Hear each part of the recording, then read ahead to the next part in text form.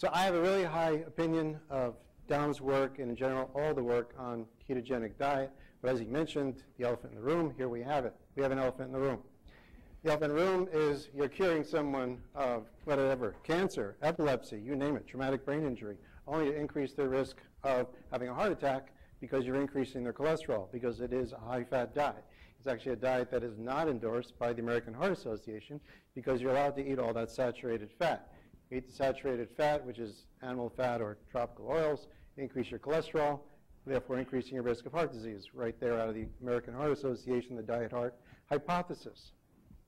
And in fact, we're faced with a barrage of advertising and information emphasizing consumption of saturated fat is unhealthy, raise your cholesterol. So what do we want to do? We want to avoid saturated fat. We want to eat food. We want to eat beans and cholesterol, Cheerios to lower our cholesterol. And we want to take statins, of course, lower our cholesterol to reduce our risk of developing heart disease. This became important to me because I'm a neuroscientist, not an expert in cardiovascular disease, at least not in the past. This became important to me, and some of you are aware personally, because 10 years ago I was diagnosed with dyslipidemia. I had extremely high triglycerides, 5 times what are considered normal levels. My HDL, the good cholesterol, was extremely low. LDL was high. I mean, everything was way off without going into too much detail. But the bottom line was I was basically diagnosed with being at very high risk. Here you can see relative risk. I'm over there on the right with my combination, put me at over 15 times likelihood of developing heart disease compared to someone with ideal lipids. And I do recall very well my doctor sitting me down years after I had this persistent.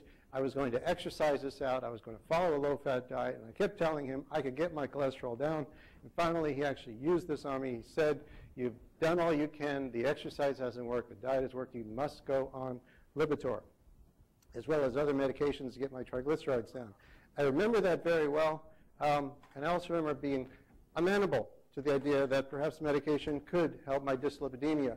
But I also thought at the time, well, gee, I've got a PhD in biology. The least I can do is read a little bit about heart disease, read a few papers, and then see, well, if the medication is effective, then fine. I would take the Lipitor. So I read a few papers, which over the last 10 years has become a few thousand papers and dozens of books on the topic. And that's what's led me here to you today.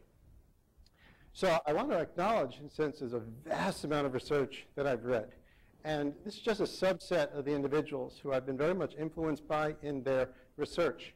Some writers I've actually been able to work with, and the individuals here that have asterisks are those individuals I have worked with and involved with either publications on the work I'm presenting today or involved in potentially working on projects which will lead to publications. So I really am very indebted to these outstanding researchers.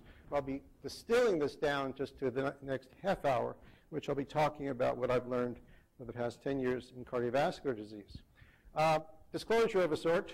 So I've had continuous funding for almost 30 years in my neuroscience research, which I'm not covering. Been funded by these federal organizations at the top. I've also been very well funded by drug companies. So understand, I have no problem with pharma-supported research, even though I will be criticizing it. I've been very well funded, and so I have no personal bias against medication, neither personal nor professional. And so as far as the cardiovascular disease, this began purely as a personal venture for me. And so everything I'll be presenting to you today is unbiased, unfunded, no conflict of interest. My only interest really is to present the science as accurately as possible. So what I want to dispel just very quickly is the diet component of the diet heart hypothesis. So I'm really not going to go into much detail. To me, this is very clear. The evidence is absolutely clear. It's come through in the last 5 years with some really nice reviews and meta-analyses in which the conclusion's right there on the bottom. When you look very closely and separate lifestyle and carbohydrates, and you look specifically at saturated fats, the conclusion is very straightforward. Saturated fat consumption alone, without carbohydrates, does not increase risk for cardiovascular disease, stroke, or type 2 diabetes. So I think that's enough said on that topic. And what Don was talking about as well, improving cardiovascular biomarkers. Very clear that you see an improvement with cutting back specifically on carbohydrates, whether it's a very low-carb diet or ketogenic diet. So here is just a magnificent review by scholars in the field of nutrition, pointing out all the benefits of targeting carbohydrate restriction, especially for individuals with type 2 diabetes. And so when you go over the individuals and you look at the low-fat versus low-carb diet, the low-carb is as good or typically superior to low-fat diet, whether one is looking at weight loss, A1C, fasting glucose, increase in HDL, and a dramatic reduction in triglycerides. So as asides, I was able to reduce my triglycerides by 75%, increase my HDL, and normalize my lipids without medication just by using low-carb diet.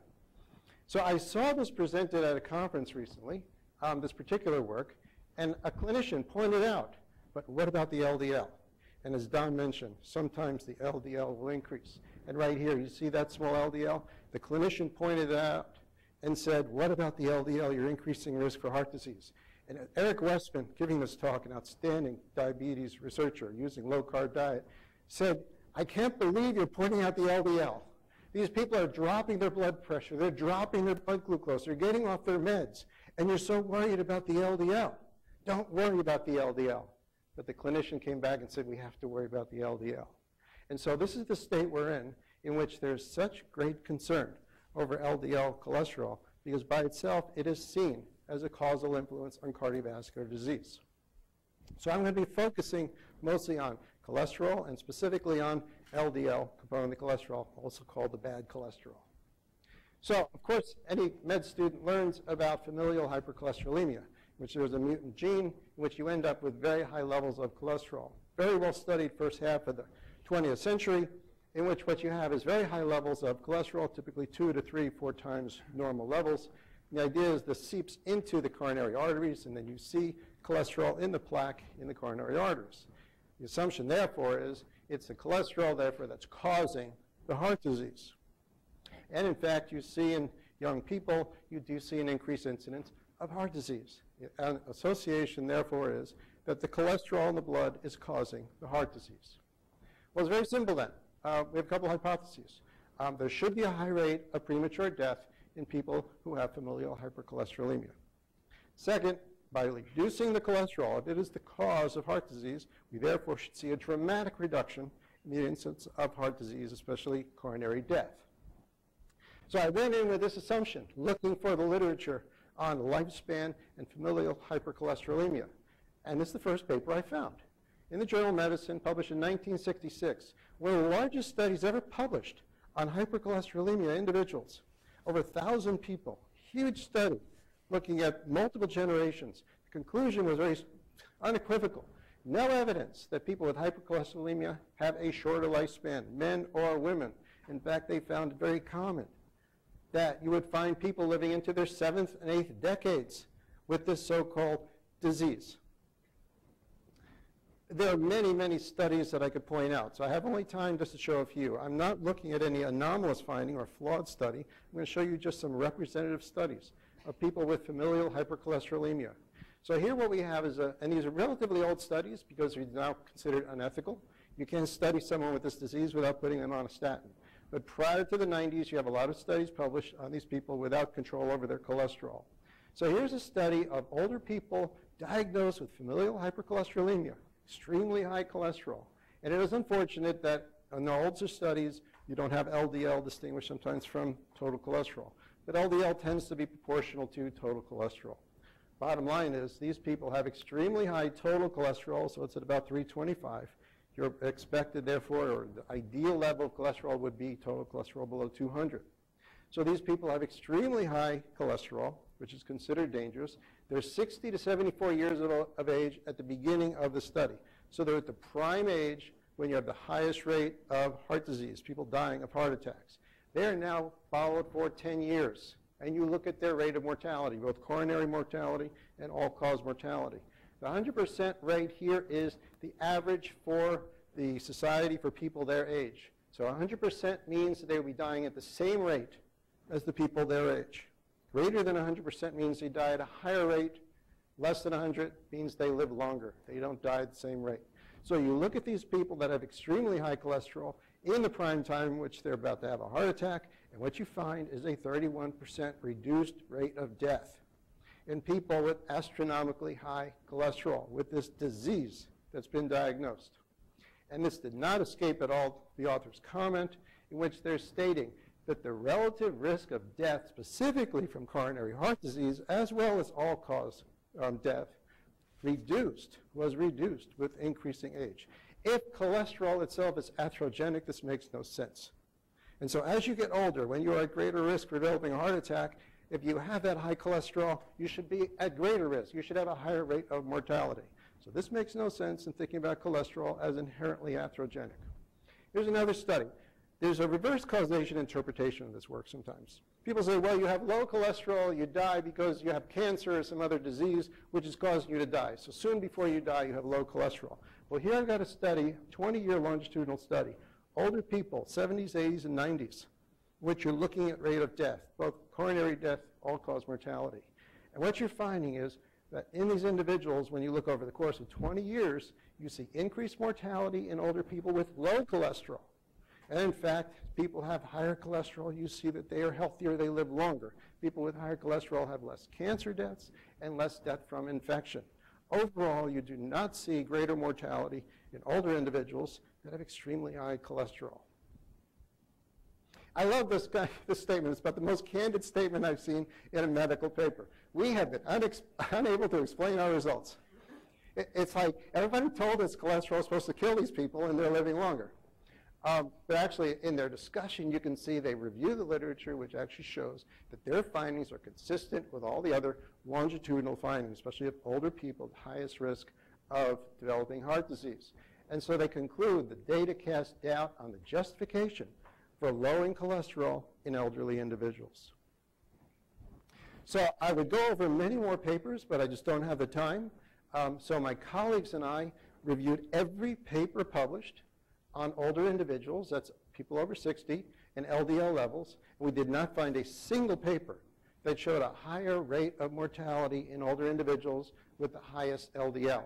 And in fact, overall, the title says here, there is lack of association or even reduced mortality in individuals with the highest LDL. And our conclusion, this published in BMJ Open, elderly people with the high LDL, elderly people with high LDL live as long or longer than those with low LDL. So it certainly leads one to question whether LDL itself is inherently atherogenic. Why is it that when people are at the prime age to die of heart disease, those with the highest LDL are showing lower levels or equivalent levels of coronary death or all-cause mortality?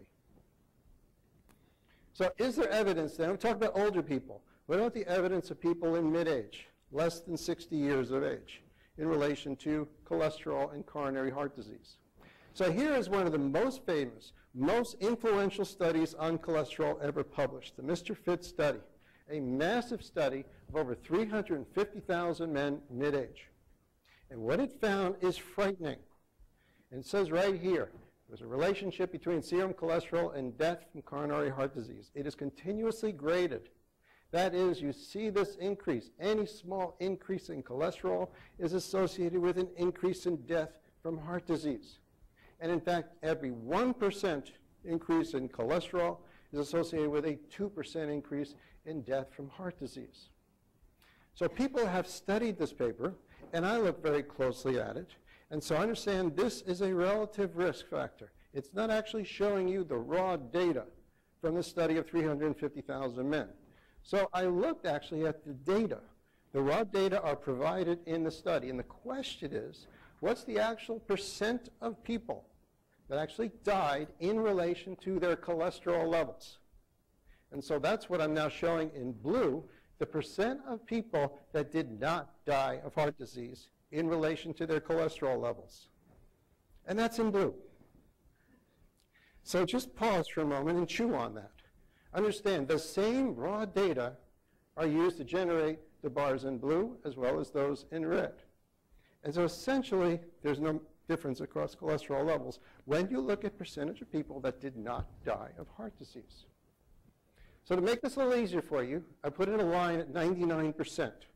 So essentially, about 99% of the people in the study did not die of heart disease.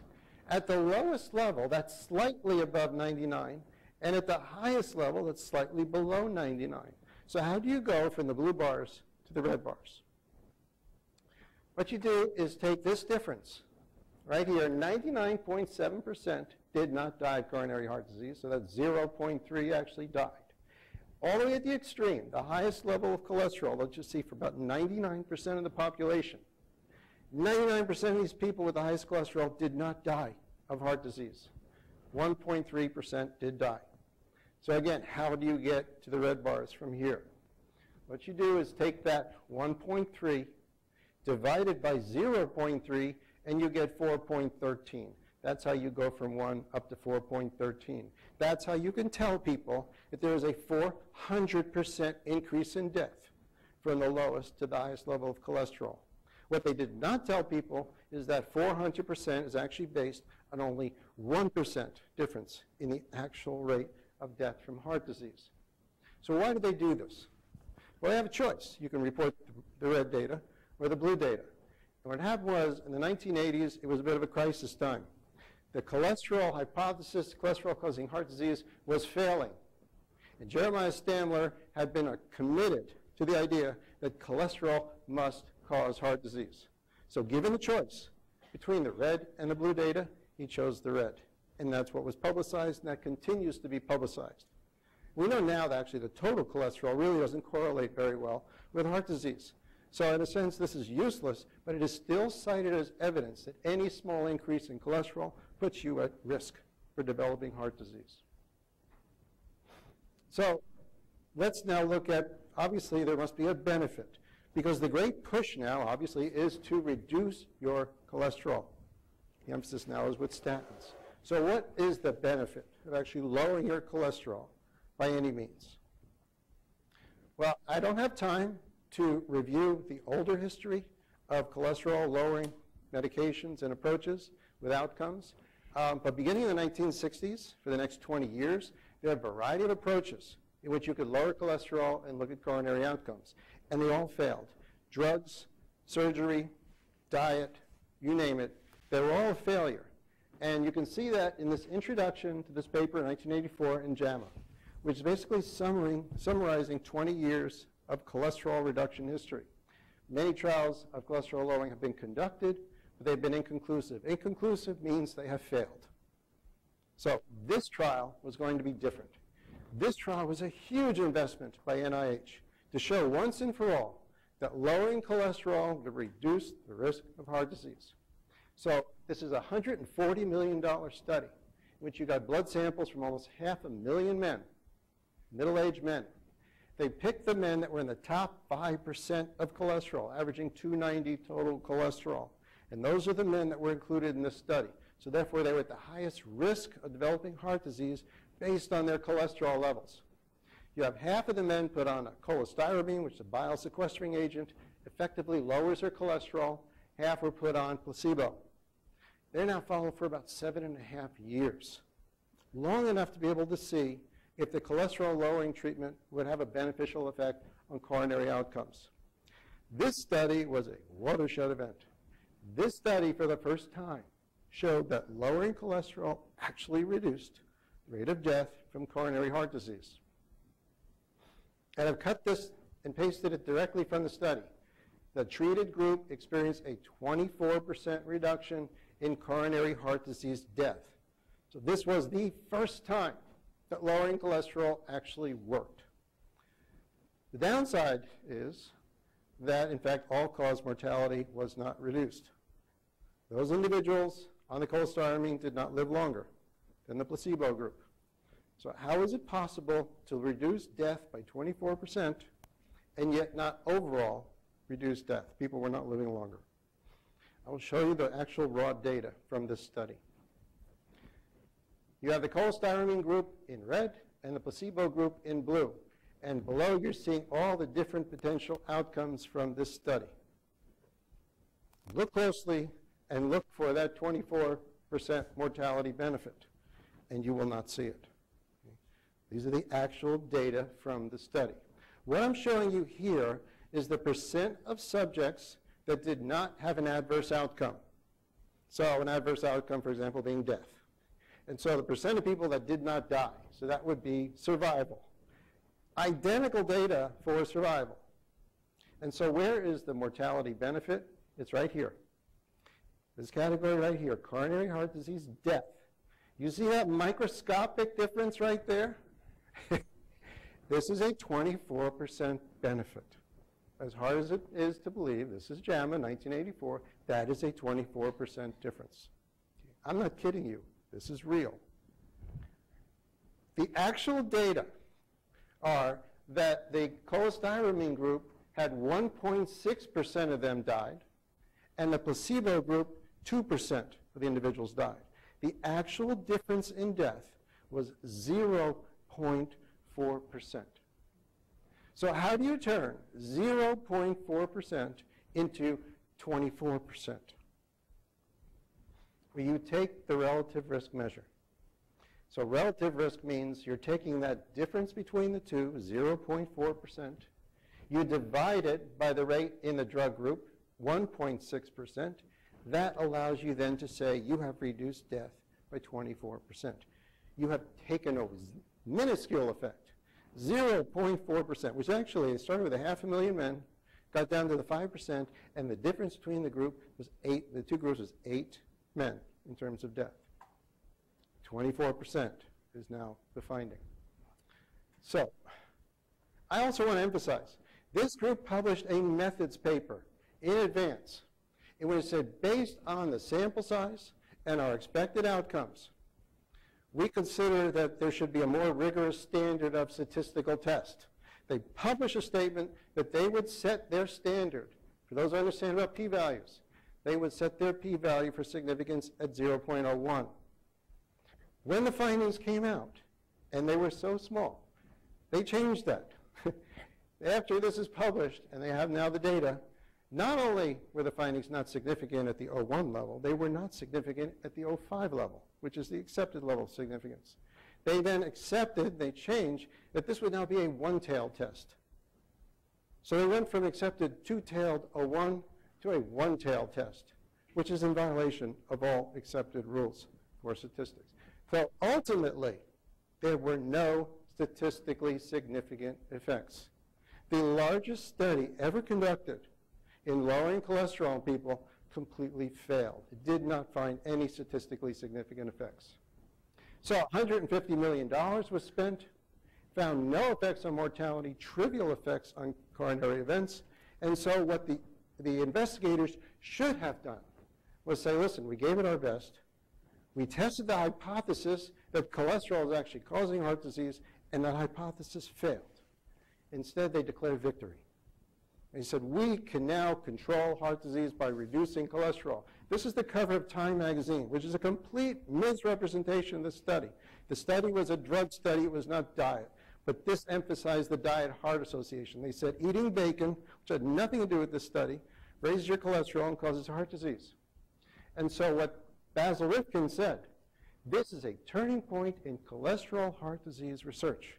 He said, we can now help people from having heart disease by lowering their cholesterol. Complete misrepresentation of the finding. And he emphasized then, we need drugs that are better than cholestyramine because it's got a lot of bad side effects, GI side effects. So we need less expensive, more palatable drugs.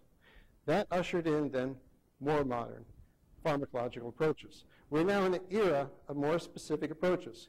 And so what we've got, the two primary approaches for the last 25, 30 years are the statins, which inhibit HMG-CoA reductase, or the CETP inhibitors. Now, the CETP inhibitors are far better than the statins because what they do actually is modify liver metabolism to increase HDL and decrease LDL. So you're increasing the good cholesterol, you're lowering the bad cholesterol, which is far superior to the statins. So the CETP inhibitors, the drug companies have spent billions in drug discovery on this particular drug because it's ideal. And so you have about 20 years of tests for the CETP inhibitors. And here, basically, instead of going over the data, I'll just show you the news reports on this, in which they completely failed. The drug reduced LDL, which he said is dangerous, the expert called dangerous, increased the HDL, the good kind. It seemed to do all the right things. There was absolutely no benefit. And this is not just one study.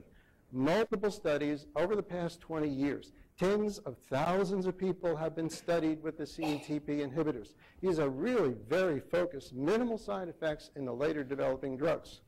You can dramatically increase HDL, lower the LDL, and it has absolutely no effect on coronary outcomes.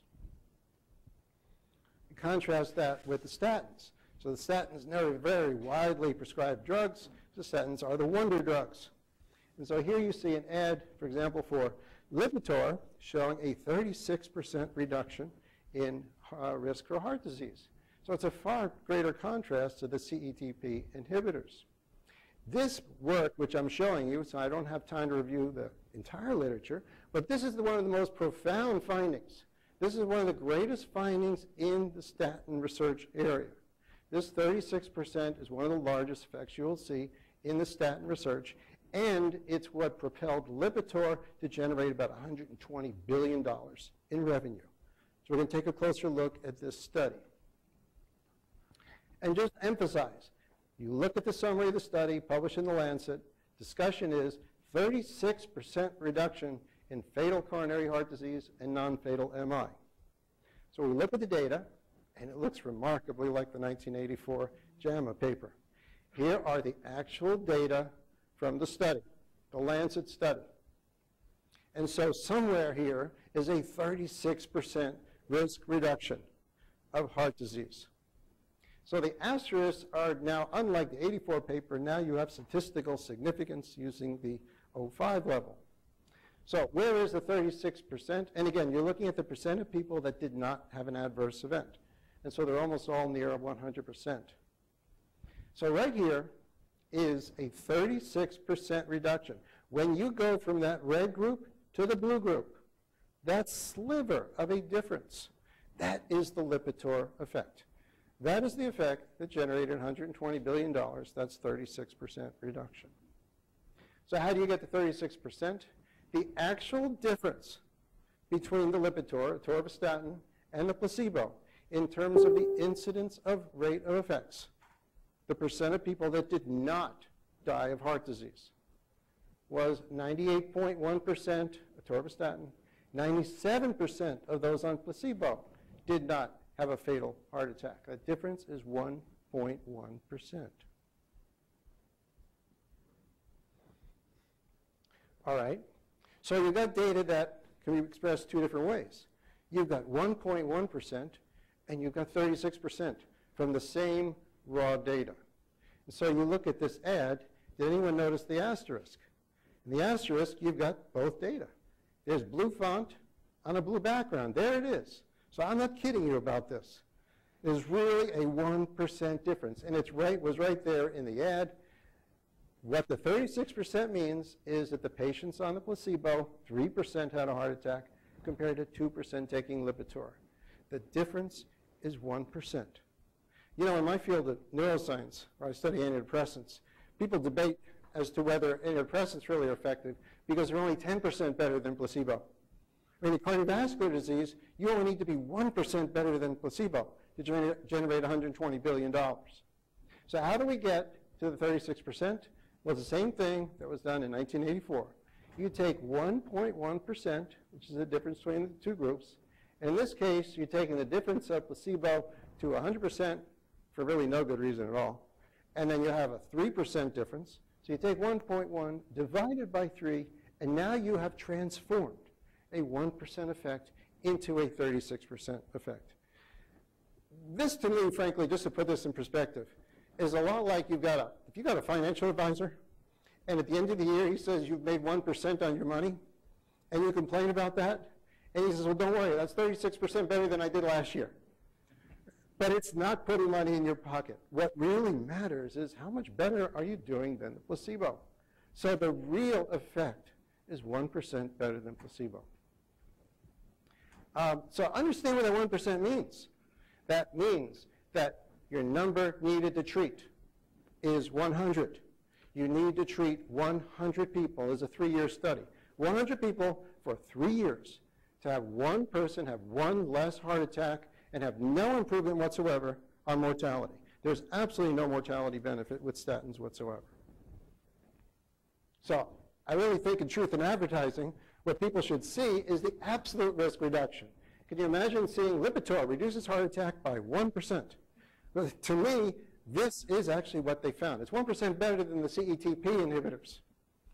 So, but they're obviously not going to do that. But the 1% that you are getting, you can still say, well, okay, 1% is better than nothing. But with that 1%, you're getting a whole host of adverse effects. This has clearly been suppressed by those who tend to advocate the statins, but these are all published in peer-reviewed medical journals, clearly showing that there is a host of adverse effects of statins.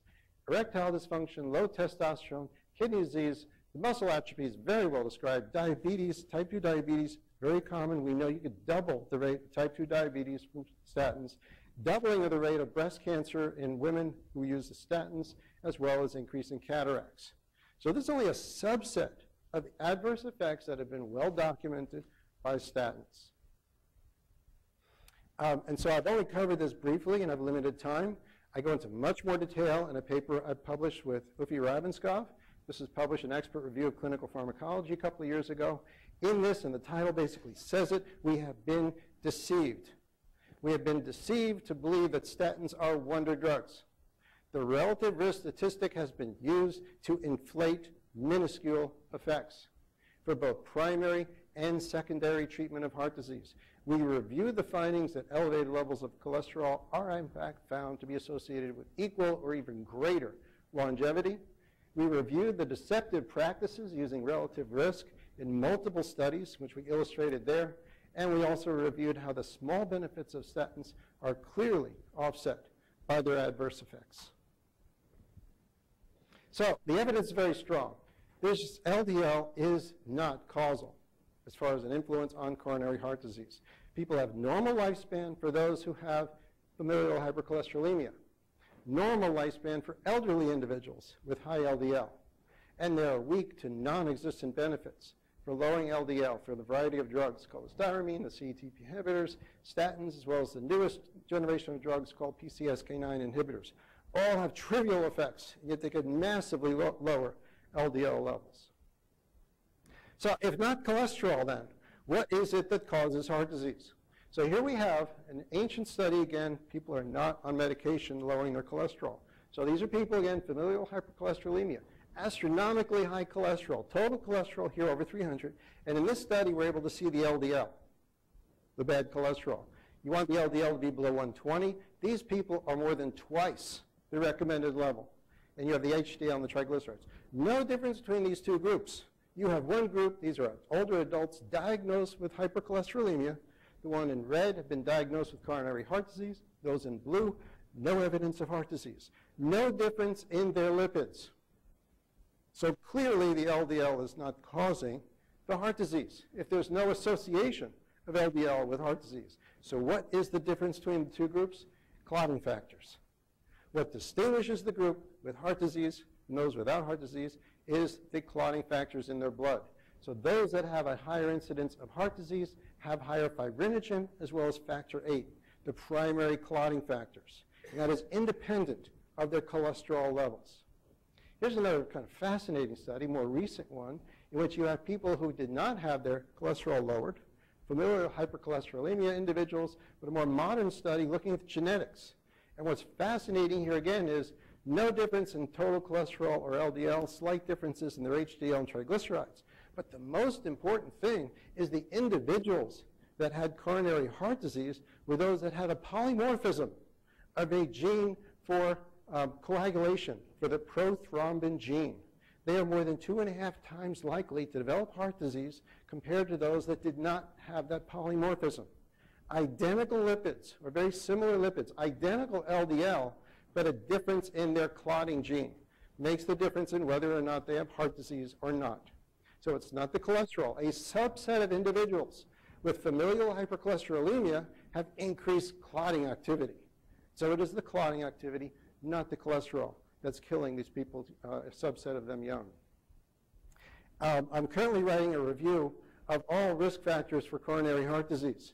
And when you look at all, perhaps most, if not all risk factors, what they have all in common is increased clotting, either platelet activation or reduced fibrinolysis, that is, reduced capacity to reduce the clotting itself. And so when we look at every factor involved that's known to be associated with heart disease, and it's curious, bacterial infection, independent of cholesterol, triggers clotting in our bodies. Stress and getting old, now advanced age, in the absence of exercise. Older people who don't exercise have more coagulation activity. Smoking, independent of cholesterol, triggers platelet activation.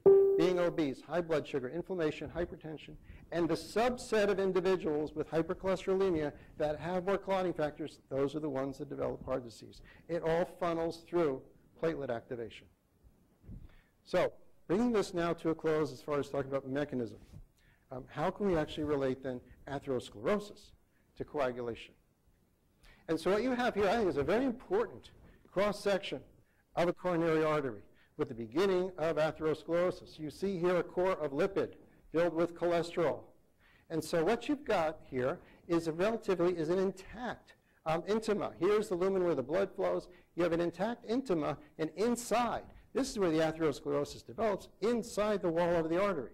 So one theory is, well, the LDL works its way through damage to the intima to find its way inside, burrows in, and then the intima recovers. There's a far easier way for the LDL to get inside the artery, and that's through the vasa vasorum. Vasa vasorum is a microvasculature that feeds the center of the coronary arteries. Coronary arteries are so thick they have to have their own vasculature. And so what you've got are microvessels all around the coronary artery, and they have these little arterioles that go into the center of the artery. These are barely larger than capillaries and very easily blocked. And so what you've got is decades of research showing that the vasa vasorum is easily blocked. It is blocked by a variety of different influences, and so ultimately what you have is hypoxia in the middle of the coronary artery caused by blockage of the vasa vasorum. You go back decades, and you see the link of vasa vasorum hypoxia as the trigger stimulus for atherosclerosis.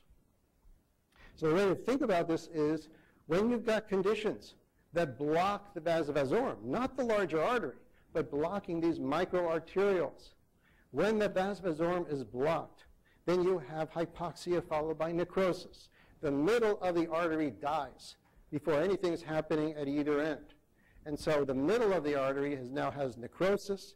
You then develop atherosclerosis inside the middle of the artery. You have neovascularization because the vas vasorum then has massive growth to try to recover from the hypoxia that's developed from the blockage of the vas vasorum.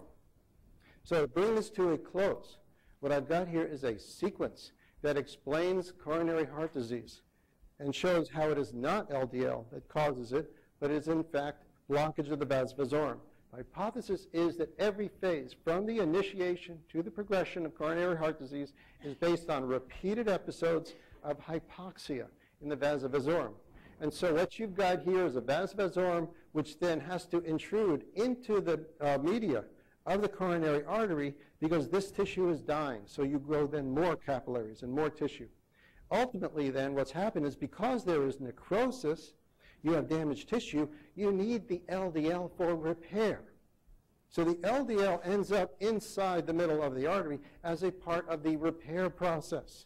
In addition, we know that bacteria are clearly associated with the development of heart disease. So as this tissue becomes damaged, it is susceptible to intrusion by pathogens. So the LDL works with the white blood cells to actually kill the bacteria. It is a part of our immune system. So we take the entire sequence, combine stress and high blood sugar and coagulation. We start with elevated blood glucose, blood pressure, and platelet aggregation. We then have vasa vasorum obstruction.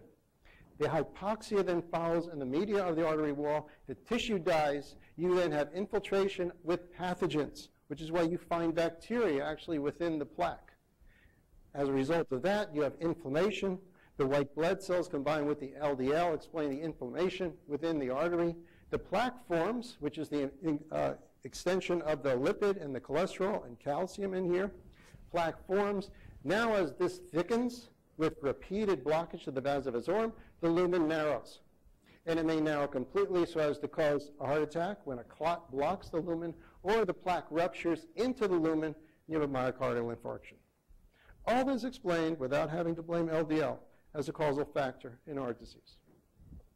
So bring this to a close. In summary, I want to acknowledge, in particular, Ufi Ravenskov, who for decades has been providing this kind of information. I consider him a bit of a messenger for a large number of people who are basically emphasizing an empirical, objective approach to development of heart disease. And so the first is a cholesterol-centered approach to the etiology and treatment of cardiovascular disease has failed. And this is also presented in a paper from a decade ago by Ufi Ravenskov, in which he said basically these findings, and this is 10 years ago, are unknown to most doctors and researchers, that the cholesterol hypothesis has failed. Second, coagulation and fibrinolysis factors. This can actually explain cardiovascular disease far better than cholesterol can. The pharmacological reduction of LDL has failed. It has failed to improve cardiovascular outcomes without offsetting adverse effects. The interventions that I'm suggesting should focus on the lifestyle, diet, and pharmacological approaches that target the hypercoagulation and increase fibrinolysis. That is, increase our capacity to reduce clots. And I want to close also by, in a sense, paraphrasing Sir Isaac Newton, who said he could see farther because he stood on the shoulders of giants. And I feel very much that I have stood on the shoulders of giants in this area. I've been able to take the information from a large group of individuals who've been publishing this work, which I now can share with you today. And so there's a book in which I have a chapter in with Ufi Ravenskov. The title says it all. Fat and cholesterol don't cause heart attacks, and statins are not the solution. So there are over 20 articles, 20 chapters in this book by MDs, PhDs, including numerous cardiologists, presenting the real science underlying the cause and the benefits of targeting coagulation rather than targeting LDL reduction. I thank you for your attention. Thanks, David.